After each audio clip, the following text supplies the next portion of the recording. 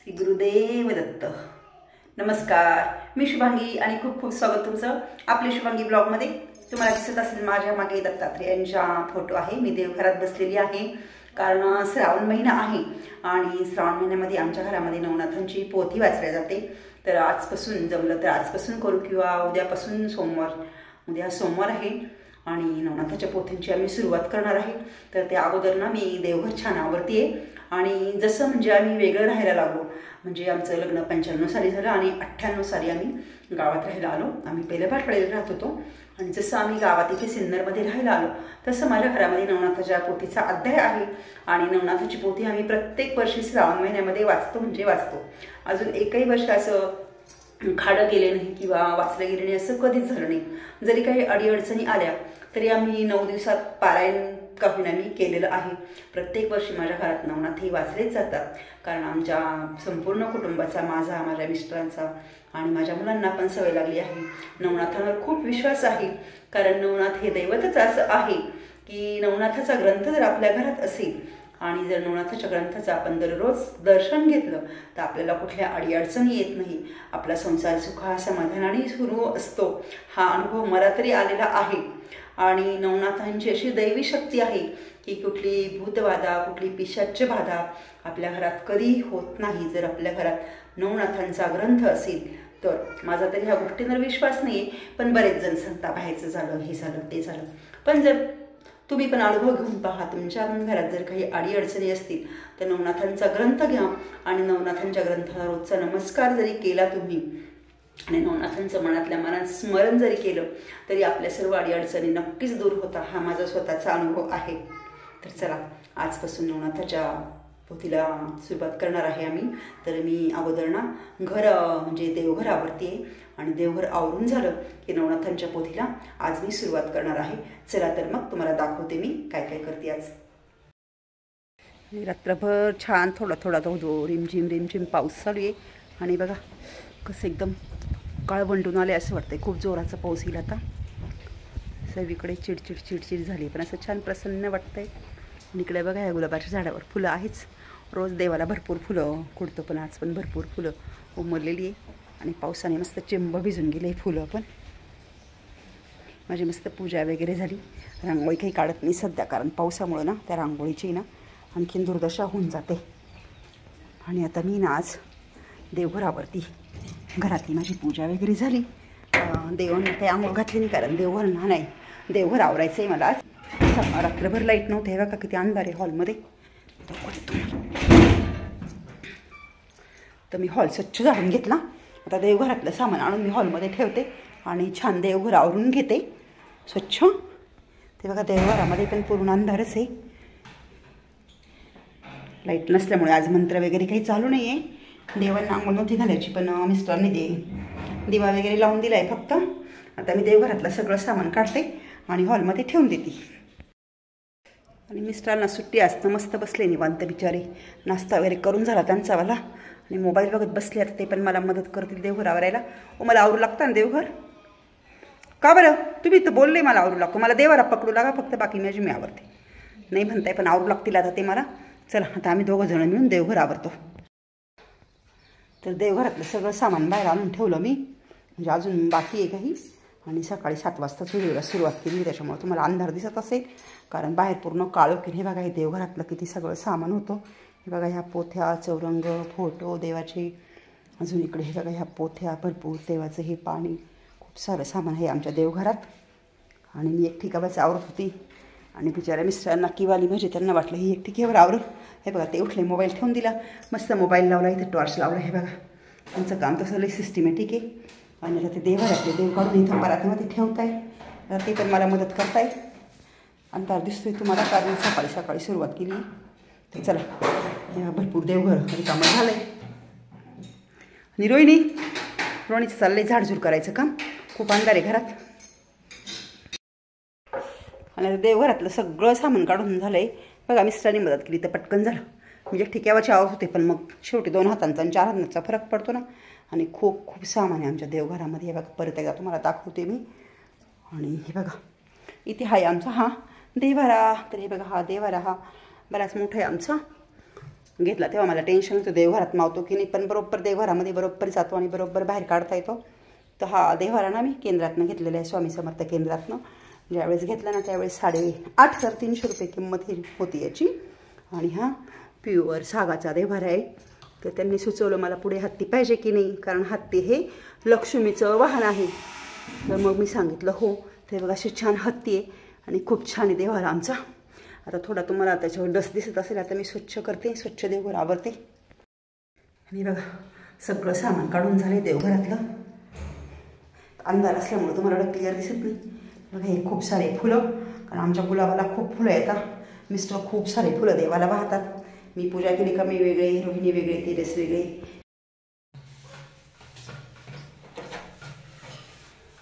देवघरातलं सगळं सामान काढून स्वच्छ टाकते देवघरामध्ये व्यवस्थित जाऊन.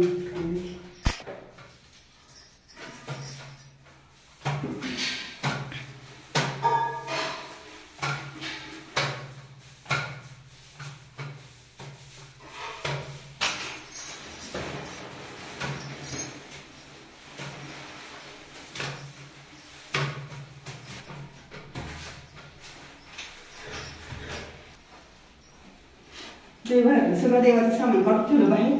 आणि आता मी सर्फचं पाणी घेतलेलं आहे आणि त्याने मी स्वच्छ येणं घासते, मस्त देवघर घासून घेते. कारण किती नाही म्हटलं तरी देवघरामध्ये आपण देवा लावतो, नैवेद्य दाखवतो. मग तेलकट आणि थोडंसं खरकट्या वगैरे होऊन जातं. आमची गिरीजा पण त्यातलीची बहिणामध्ये राहतात, त्याच्यामुळे मी स्वच्छ पाणी स्वच्छ घासून घेते.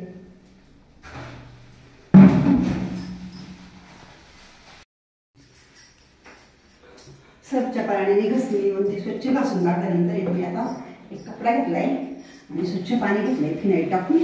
आणि आता स्वच्छ मंदिर पुसून घेते.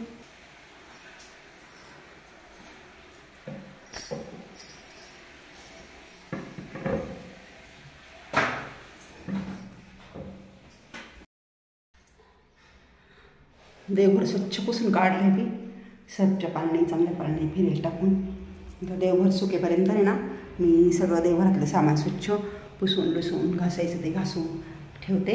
आणि तोपर्यंत देवघर छान सुकून राहील. ओले आता भरपूर, कारण बाहेर पण पाऊस असल्यामुळे आर्द्रता आहे. मिस्टरने देवारा स्वच्छ पुसला, हे फोटो वगैरे पुसले आणि मी हे चौरंग वगैरे स्वच्छ घासून घेतले, स्वच्छ कपड्याने ओल्या कपड्याने पुसून घेतले. आणि आता एक सामान आम्ही स्वच्छ करून देवघरात आणून ठेवतोय. मिस्टर पण मदत करताय. त्यांचं चाललं एक स्वच्छ करायचं आणि एक देवघरात नेऊन ठेवायचं काम. तर लाईट गेल्यामुळं खूप अंधार आहे घरामध्ये. बघा अजून भरपूर देवघरातलं सामान पडले आवरायचं. आणि आता देवांना मस्तपैकी मिस्टरांनी आंघोळ वगैरे घातली आणि छान फुलं ठेवत आहे. हे बघा दिवा वगैरे लावला. दिवा खूप झाला गिरुडी. गिरजाची चालली लुडबुड, गिरजा मदत करते. गिरू तेव्हा गिरुणी बरोबर तिकडं पाहणं. तेव्हा तो हार आहे ना आम्ही गणपती बाप्पाला घातलेला आहे. ते गिरजाकडे तो हार दिला, ती बरोबर आणून ते गणपती बाप्पाला घातली. चला अजून आवडती भरपूर. आणि देवघर स्वच्छ आवरून झालं. त्याच्यानंतर बाहेरचा पाऊस जरा थांबला होता, तर बाहेर खूप चिखल झाला होता. तर आमच्या घराच्या जवळची ना थोडीशी खडी पडलेली होती.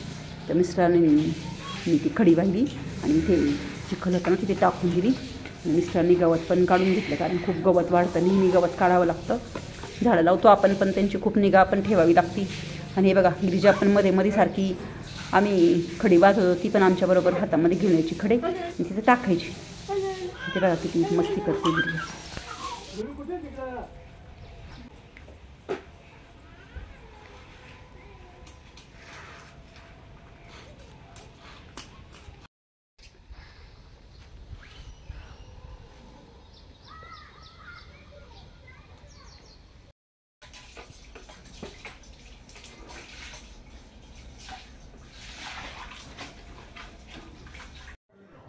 आणि नंतर आहे ना मी तुळस स्वच्छ घासून काढली, कारण पांढऱ्या कलरची संगमरवराची तुळस ना ती मधून घासावी लागते. तर एवढ्यात घासलीच नव्हती, तुळस स्वच्छ घासली. देवघर छान आवरून झालं माझं. हे बघा इथं श्री गुरुदत्तात्रेयांचा फोटो आहे आणि इथे बी छान घट मांडला आहे. इथे गुरुचरित्राची पोथी आहे. आणि हे बघा देवघर दाखवते तुम्हाला मी. सगळं मी स्वच्छ क्लीन केलं आहे मस्तपैकी. बघा आणि ते हा खूप सारा बेल आणून ठेवला आहे, कारण उद्या आहे श्रावणी सोमवार. कारण उद्या बेलाच्या झाडाला हात नाही लावत, मग मी उद्यासाठी बेल आणून ठेवला आहे. आणि हे बघा, इथे आता मिस्टर नवनाथाची पोथीला सुरुवात करत आहे. तसं उद्या करायची होती, पण मग आवरलं सगळं आजपासूनच केली आहे. श्रावण महिन्यातल्या कुठल्याही दिवशी पोथीला सुरुवात केली तरी चालते. तर आता नवनाथाची पोथी मिस्टर वाचायला बसलेली आहे आणि आता मी पोथी ऐकायला बसते. आणि हे बघा देवघर तुम्हाला दाखवते मी परत एकदा, किती छान आवडले बघा. देवघरात सामानच खूप आहे आमच्या, तो स्वच्छ घासल्यामुळं अतिशय स्वच्छ दिसतंय. तर या आता पोथी ऐकायला तुम्ही पण. वर्धनोदयो यत्पङ्कजं स्मरणं वासर्मनिर्वतामसाराशनासति ज्ञानामं या कुण्डे तुषारधवलया शुभ्रवस्त्रावृता या वीणावृदण्डमण्डितकरया श्वेतपद्मासना या ब्रह्माच्युतशङ्करप्रभुत्वदेवैः सदा वन्दिता सामं पातु सरस्वती भगवती निशेषसत्यापहा मूकं करोति वाचालं भङ्गुं लङ्घयति गिरिं यत्कृपातमं वन्दे परमानन्दमाधवं नारायणं नरस्पत्यं नरच्चयो नरोत्तमं देवी सरस्वती चैव ततो जयमुदीरते वसुदेवसुतं देवं कौसलानुतमदनं देवकी परमानन्दं कृष्णं वन्दे जगद्गुरुं गुरुर्ब्रह्मा गुरुर्विष्णु गुरुर्देवो महेश्वरा गुरु साक्षात् परब्रह्म तस्मै श्रीगुरुवे नमः.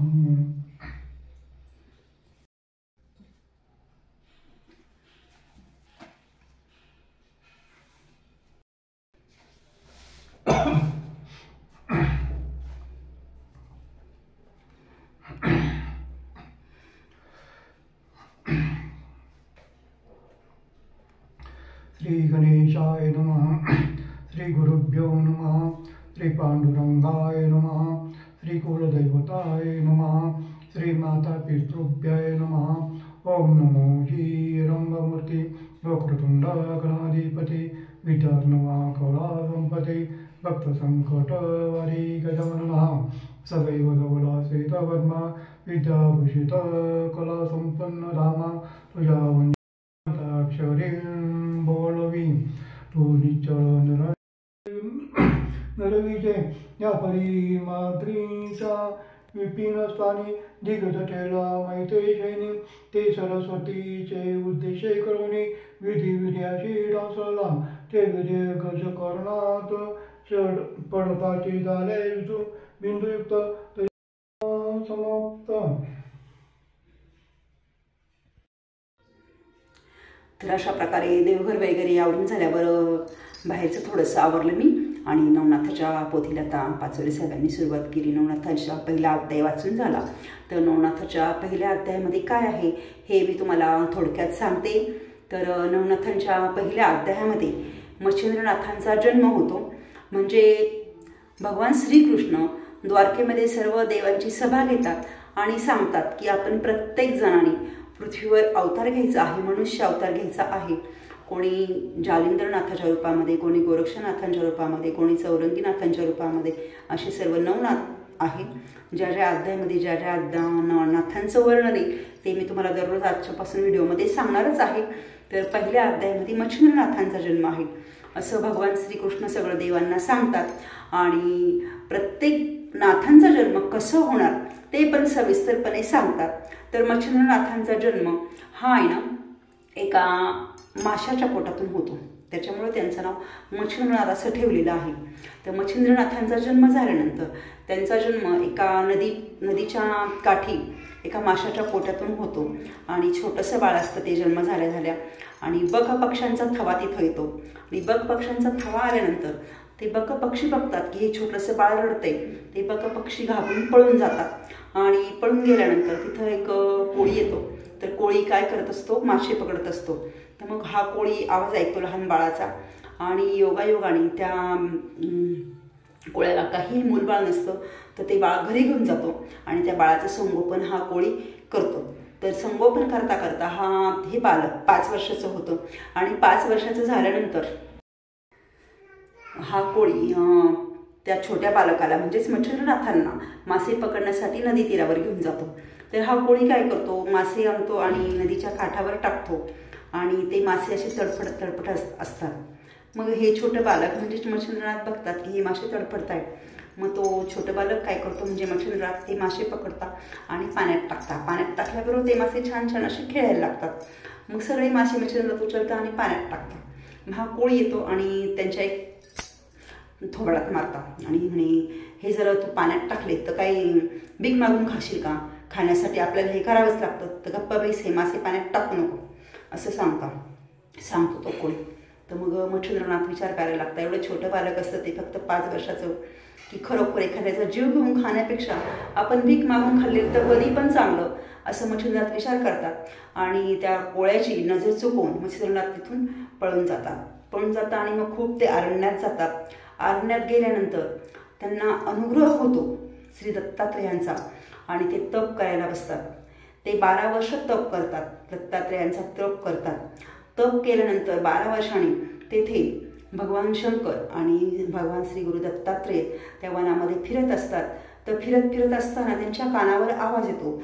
हे जप करत असतात, दत्तात्रेयांचा जप करत असतात आणि असा तिथनं काहीतरी आवाज येतो आणि त्यांच्या 12 वर्षामध्ये त्यांच्या अंगाला पूर्ण मुंग्यांचं वारूळ लागलेलं असतं.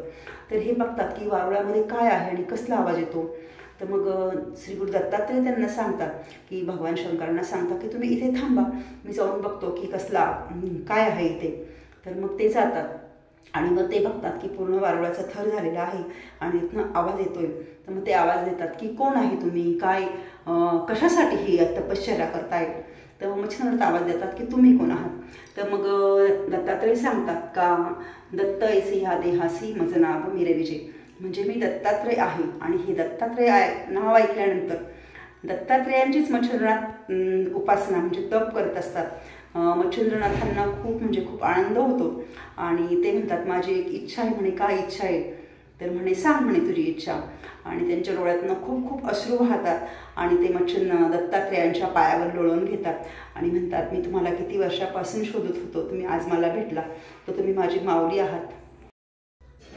तर तुम्ही माझी माऊली आहात, मी तुमचीच तपश्चर्या करत होतो. आणि हे ऐकल्यानंतर दत्तात्रेयांना खूप आनंद होतो. दत्तात्रेय त्यांना आपल्या उराशी घट्ट पकडतात आणि त्यांच्यावर मायेचा हात फिरवतात आणि सांगतात तुम्ही का बरं एवढी तपश्चर्या करत होता बालका, तू काय एवढी तपश्चर्या करत होतो.